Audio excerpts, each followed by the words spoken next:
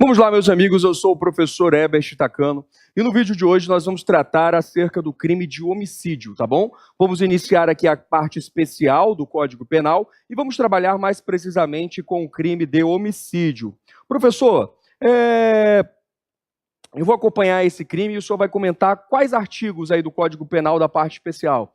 Eu vou comentar os principais artigos cobrados em prova, tá bom, meus amigos? Vamos lá, sem mais delongas, vamos para a tela. Vamos lá? Aqui, o direito penal, parte especial, artigo 121 do Código Penal. Eu sou o professor Herbert Tacano. Ah, professor, eu conheço já direito penal, eu entendo perfeitamente a matéria. E eu sei que o direito penal ele protege apenas alguns bens jurídicos dentro do nosso ordenamento. Beleza, vamos iniciar assim, nós vamos evoluir aqui em pensamento, né? Professor, eu não entendi. Como assim? Meus amigos, o direito ele nasceu para proteger determinados bens jurídicos. O direito penal ele só protege uma parte dos bens jurídicos que são protegidos pelo direito. Ah, professor, eu não entendi. Meus amigos, existe um princípio no direito penal, olha aí. Existe um princípio no direito penal que se chama o princípio da fragmentariedade. Fragmentariedade, que é uma característica do direito penal. O direito penal, ele é fragmentário. Ele é fragmentário. Como assim? Não entendi, professor? Fragmentário. Vamos lá. Eu falei para vocês, existem vários bens jurídicos que são protegidos pelo direito. E o direito penal protege apenas um fragmento desses direitos. Olha aí, ó. Princípio da fragmentariedade. O direito penal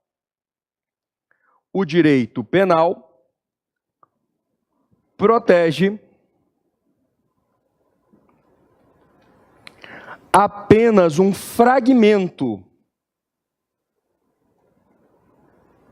dos direitos. Ah, professor, que direitos é esse que o direito penal protege? Meus amigos, o direito penal, ele protege bens importantes. Ah, professor, tem vários bens importantes dentro do nosso ordenamento que o direito penal não protege. Meus amigos, o direito penal, ele protege apenas os bens mais importantes mesmo. Professor, eu não entendi. Vamos lá. O direito penal vai se envolver em um casamento, se não existir fraude, alguma situação ali que traga a competência do direito penal? Não. Em um contrato, o direito penal vai se envolver? Não. Nós deixamos isso para o direito civil. Ah, professor, então o direito penal ele só intervém nas situações de bens jurídicos importantes? Sim. Por isso eu posso dizer também que o direito penal, a sua aplicação é subsidiária. Apenas quando outros direitos não puderem ser aplicados, é que será aplicado o direito penal. Ah, professor, tudo bem.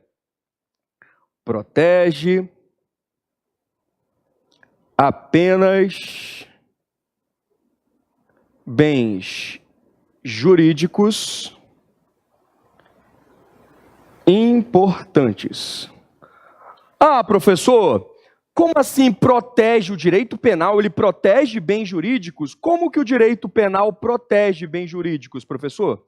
Como é que o direito penal ele vai proteger bens jurídicos, professor? Me diga aí. Como é que o direito penal ele vai proteger esses bens jurídicos? O direito penal protege os bens jurídicos através de uma ferramenta legislativa. Qual é a ferramenta legislativa que o direito penal utiliza para proteger os seus bens jurídicos? O tipo penal.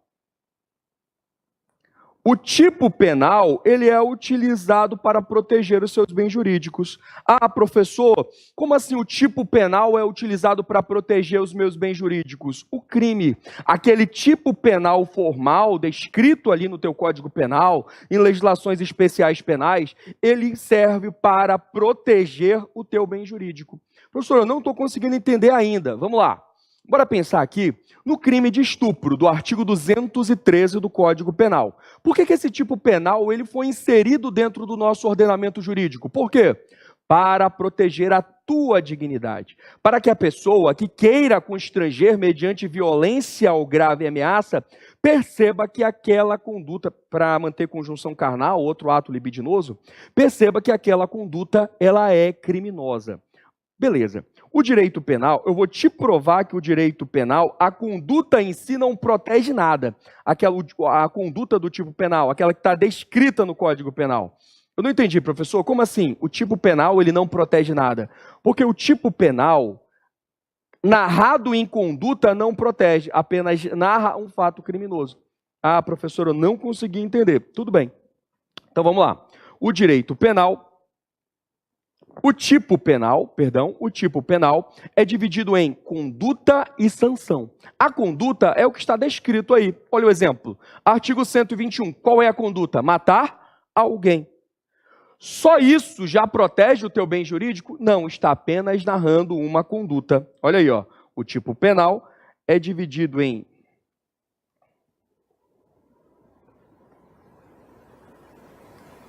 todo tipo penal é dividido em conduta, e a conduta apenas descreve uma ação reprovável a ponto de fazer parte do ordenamento jurídico penal, e uma sanção. É a sanção que protege o teu bem jurídico. Eu não entendi, professor, como assim é a sanção que protege o meu bem jurídico? Para uma pessoa que pratica um crime, olha aí, ó. Eu quero matar uma pessoa. Olha só, quero matar uma pessoa. Olha só a sanção. Vamos olhar agora o tipo penal como um todo. Vamos olhar o tipo penal como um todo. Matar alguém. Foi narrada a conduta. Olha só embaixo. Reclusão de 6 a 20 anos. É a sanção que é utilizada para tentar inibir a prática da conduta que viola o teu bem jurídico. Ah, professor, isso é muito lógico. Isso é lógico. O cara, na hora que ele mata alguém, ele pensa, ah, meu Deus, a pena é de 6 a 20 anos. Né? Ele deveria pensar. A sanção, ela tem essa finalidade. A finalidade de demonstrar que a prática daquela conduta pode gerar determinada sanção. Tudo bem, professor? Eu não consegui entender até onde o senhor falou que ia falar do artigo 121 para a gente. Calma, nós estamos introduzindo a parte especial do Código Penal. Beleza, professor? Baseado nisso, meus amigos, eu vou dar um exemplo para vocês aqui. O direito penal protege bens jurídicos importantes. E ele só vai intervir naqueles casos que o bem jurídico violado se amolda a um tipo penal descrito em lei penal. Beleza, professor? Que bem jurídico é esse que o senhor está falando? Nós temos diversos bens jurídicos que o direito penal protege. Exemplo, a vida. A vida é protegida pelo direito penal nos crimes contra a vida. A dignidade sexual, nos crimes contra a dignidade sexual. A sua honra é protegida nos crimes contra a honra. A sua integridade física é protegida no crime de lesão corporal. Beleza, professor? Só que agora nós vamos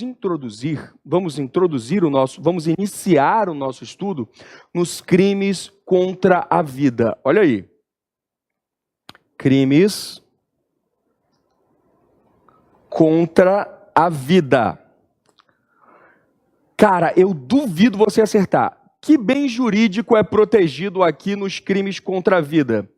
Qual é o bem jurídico protegido nos crimes contra a vida?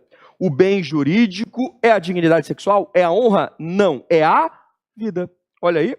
O bem jurídico protegido nos crimes contra a vida é a própria vida. Perfeito, professor. Isso aí eu consegui entender. Só que agora, o que você não conseguiu entender ainda é o que é vida. Onde se inicia a vida? Se não tiver vida, pode ter o crime? Ah, professor, então agora nós vamos falar da vida. Meus amigos, convido vocês a pensar sobre vida. Olha aí, ó, crimes contra a vida. Vamos começar, nem comecei a falar do homicídio ainda. Mas eu quero que você entenda o que é vida. Beleza, professor? Vamos tratar do conceito de vida. Mas eu sei o que é vida, professor. Eu vou provar para você que você não sabe. Ou você vai reafirmar o seu conhecimento de vida. Ah, professor, eu sei só que quando a vida há esperança. Certo, mas quando inicia e quando termina a vida? Professor, eu acredito que a vida inicia, eu vou olhar aqui no Código Civil, né? quando a pessoa nasce com vida. Errado. Olha aí, vamos falar um pouco sobre a linha da vida.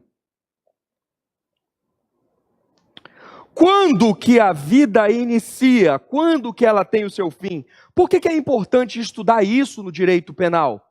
Porque nesse meio tempo onde a vida inicia e a vida termina, ela é protegida pelo direito penal.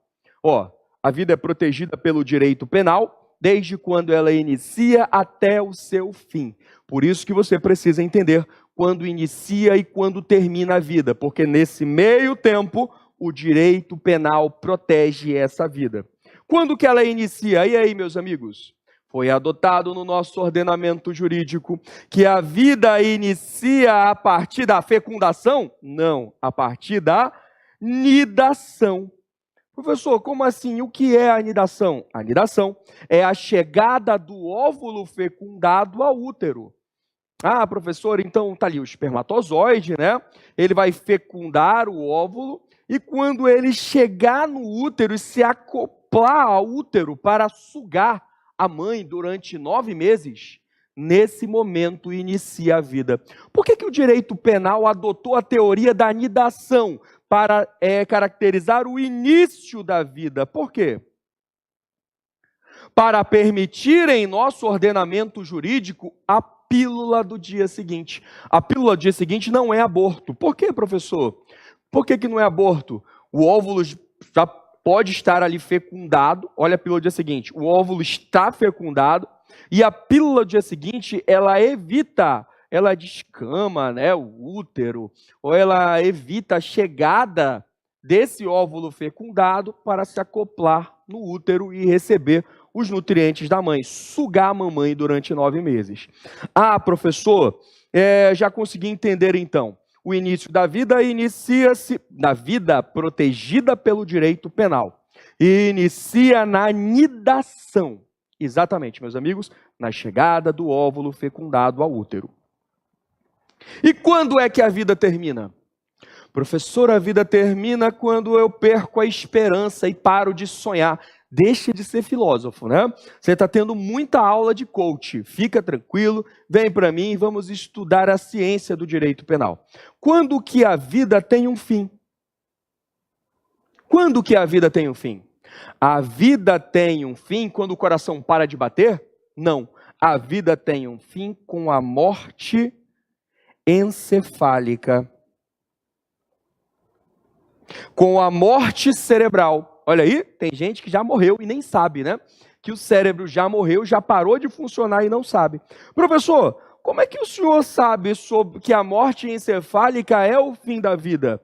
Esse conceito não está no Código Penal. Esse conceito está na Lei 9434 de 97, que é a lei que trata, olha aí na tela, que é a lei que trata, que dispõe sobre a remoção de órgãos, tecidos e partes do corpo humano para fins de transplante e tratamento e dá outras medidas. Olha aí o artigo 3º dessa lei. A retirada após morte, olha aí, a retirada após morte de tecidos, órgãos ou partes do corpo humano destinados a transplante ou tratamento deverá ser precedida, de diagnóstico de morte encefálica. Então, a vida termina com a morte encefálica. Perfeito, professor. E nesse meio tempo, o direito penal protege a vida. Olha aí, em todo esse transcurso que vocês estão olhando aí na tela, aqui no meu cantinho, né, no meu outro cantinho, a vida é protegida pelo direito penal. Ah, professor, que legal, né? Mas essa vida, professor, ela tem que ser uma vida, ela tem que ser uma vida possível. O que vocês acham? Não entendi, professor. Como assim vida possível?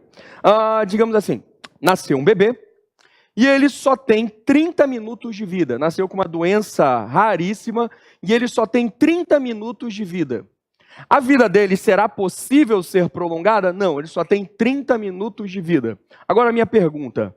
A vida, para ser protegida pelo direito penal, ela precisa ser possível? Precisa ser possível a continuidade da vida? O que vocês acham? Professor, eu acho que precisa. Pode matar, esse aí só tem 30 minutos de vida mesmo. Adianta logo a morte dele. Se você pensa assim, você está errado. A vida no direito penal, ela não precisa ser uma vida possível de continuidade. A vida no direito penal basta que seja uma vida biológica. Não entendi, professora, eu não entendi. Vamos lá, meus amigos. A criança tem 30, o bebezinho recém-nascido tem 30 minutos de vida apenas. Apenas 30 minutos de vida. Nesse tempo, o direito penal o protege a sua vida nesses 30 minutos. Logo, não posso adiantar a morte dele. Se o médico ou a mãe adiantarem a morte, responderão nos ditames da lei penal. Beleza, professor, agora vamos falar de outra coisa então. Caso o seu parente esteja extremamente doente, ele não respira mais naturalmente, ele respira através de aparelho. Olha, devagar. Ele está respirando através de aparelho. O Lucas está chorando aqui, eu acho que tem alguma coisa, né? É a família dele. O cara está respirando por aparelho. É uma vida possível? Rapaz, não. Se você desligar o aparelho, ele morre. Mas é uma vida biológica? Sim. Então, mesmo que uma pessoa esteja respirando por aparelhos em estado vegetativo, continua sendo uma vida biológica. E a vida biológica é protegida pelo direito penal. Professor, então isso me traz algo interessante. A eutanásia, ela não é permitida no Brasil? Ela não é permitida no Brasil. Por quê, professor? Porque ainda existe vida biológica. E o direito penal não protege a vida biológica? Sim. Logo, a eutanásia não é permitida. Mesmo que o seu parente esteja em estado vegetativo, não é possível adiantar a sua morte. Porque enquanto houver vida biológica, o direito penal protege aquela vida. Olha aí, você já sabe agora. Eu gravei que a eutanásia é proibida, que se o cara matar é homicídio, pode ser privilegiado. Meus amigos, agora você sabe por quê. Por que a eutanásia é proibida? Porque o direito penal protege a vida biológica. Ela não precisa ser uma vida possível, plena, linda. Basta ser biológica. Ah, professor, que legal. Agora, vamos aqui para a tela e vamos comentar uma outra coisa que você não sabe. Como assim, professor? Eu não sei. Qual é a diferença entre o aborto e o homicídio? Qual é a diferença entre o aborto e o homicídio? Ah, professor, eu sei a diferença do aborto e do homicídio. O aborto, ele protege, olha aí, ó, o aborto protege a vida intrauterina. E o homicídio protege a vida extrauterina. Isso todo mundo sabe, mas você não é todo mundo. Eu quero que você me diga quando inicia a vida extrauterina. Por que isso é importante, professor? Para que você saiba tipificar um crime no momento que ocorrer. Ah, professor, sei lá, inicia a vida extrauterina quando o feto sai do útero, que é extrauterina, errado. Ai, professor, vamos lá. A vida extrauterina, ela inicia logo no início do parto. Olha aí, a vida extrauterina inicia no início do parto. Já vou dizer para vocês por que isso é importante. Vamos lá. Ah, professor, mas eu não sei quando inicia o parto. Outro conceito para você definir. Quando inicia o parto? Depende. Se for um parto natural, ele vai iniciar no momento que... parto natural, quando que ele inicia? Ah, professor, no momento que rompe, estourou a bolsa, né? Com certeza já pensou nisso. É que rompe o saco gestacional, o saco amniótico. Olha aí, ó. O parto natural, ele inicia quando ocorre o rompimento.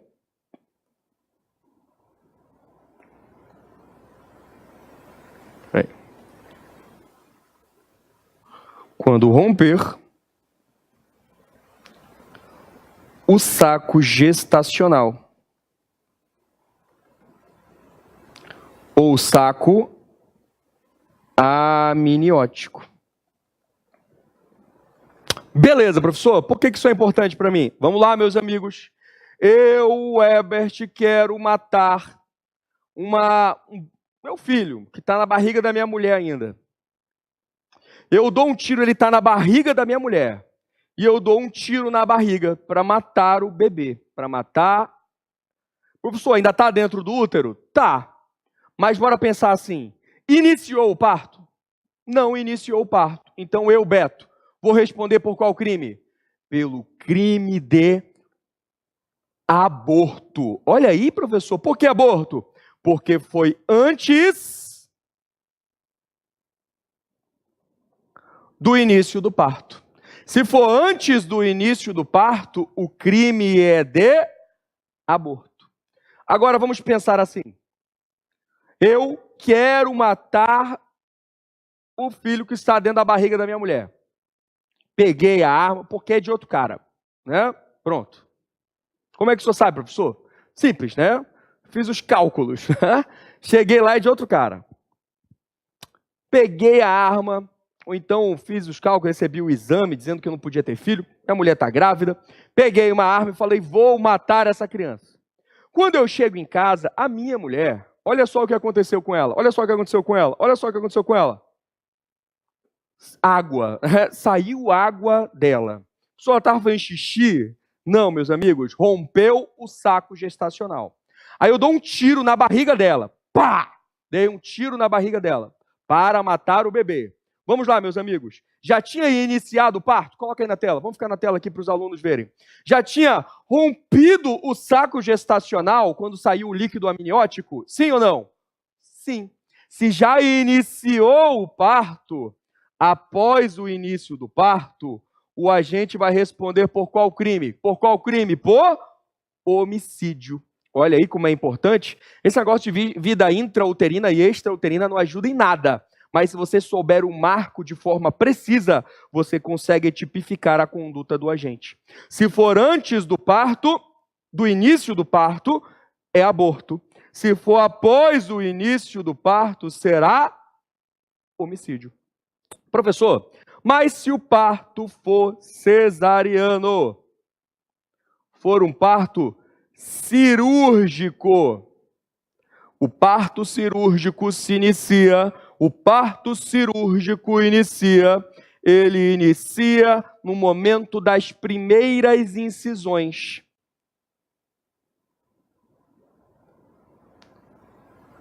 Vou botar aqui primeiro o corte, né? Mas você já sabe que são as primeiras incisões. Quando eu fizer a primeira incisão, já iniciou o parto cirúrgico. Professor, eu não consegui entender. Como assim? Agora o senhor pode me dar o exemplo do parto cirúrgico? Dou. Minha mulher entrou em trabalho de parto. Estava sentindo as contrações, só que não rompeu o saco amniótico, não teve a dilatação necessária para o parto natural e ela foi encaminhada ao centro cirúrgico para fazer uma cesariana. Eu descobri naquele momento ali que eu não tenho como ter filho. Impossível ter filho. Entro lá na mesa, lá no centro cirúrgico, eu sou o pai. Pego uma arma e aponto para a barriga dela. E dou um tiro naquele que estava ali na barriga. O médico nem tinha iniciado a primeira incisão. Olha aí, ele não iniciou a primeira incisão. Vamos lá? Se for antes do início do parto, qual é o crime que eu vou responder? Por aborto. Nesse caso, sem o consentimento da gestante. Agora, vamos lá. Outro exemplo, só a mesma situação, só que eu cheguei na sala do parto, o médico já tinha feito a primeira incisão. Olha só como a diferença entre um crime e o outro é coisa de segundos. Quando o médico iniciou a primeira incisão, já tinha iniciado o parto cirúrgico? Sim. Na primeira incisão, já inicia o parto cirúrgico. E eu dei um tiro na barriga da minha mulher. Qual crime eu, Beto, vou responder? Se for após o início do parto, o crime será de homicídio. Olha aí, ó. 2 crimes diferentes, separados por 1 segundo de ação. Ah, professor, que legal, né? Aqui você não vai errar a tipificação desse crime. Beleza, professor. Ah, que legal, né? Antes, início, agora eu já sei. Vamos lá. Agora eu vou perguntar de você. Você vai responder. Quando o aborto protege que tipo de vida? A vida antes do início do parto. E o homicídio protege o quê? A vida após o início do parto, até a morte encefálica. Tá bom, meus amigos. Vamos lá. Vamos continuar evoluindo no nosso estudo. Professor,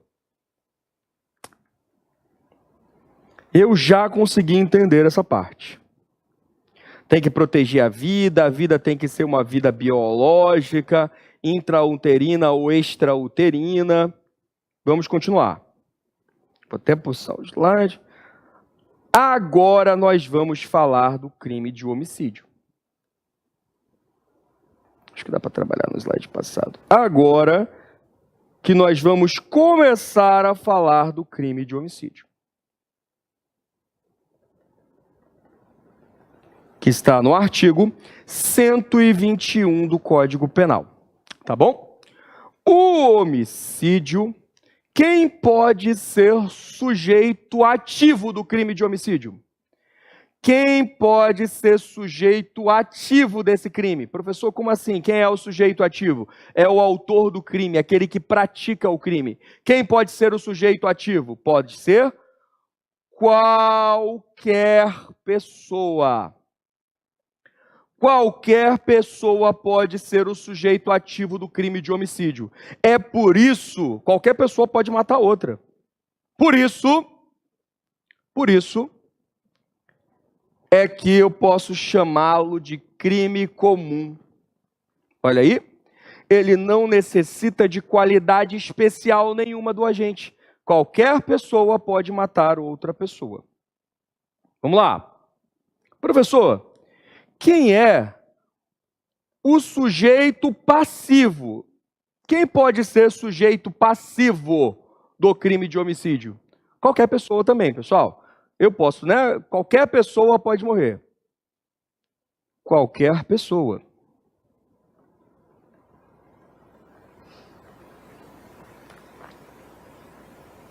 Falei pessoa, tá bom? Também em relação ao polo passivo é um crime comum. Por isso que eu posso dizer que o homicídio é um crime bicomum. Ele é comum no polo passivo e é comum no polo ativo. Beleza, professor? Vamos continuar aqui. Vamos continuar. Agora falando do homicídio. O homicídio protege qual vida? Qual vida? A minha, a sua? A vida humana proveniente de mulher. A vida humana que foi gerada por uma mulher. Olha aí, ó, o homicídio, esse tipo penal, protege a vida humana. E a vida humana é aquela que é gerada de mulher. Beleza, professor? Protege a vida humana. Meus amigos, vamos fazer o seguinte? Eu vou dar um rápido intervalo. Vou dar um rápido intervalo e daqui a pouco, você acompanha a segunda parte do artigo 121 do Código Penal. Tá bom? Valeu, meus amigos.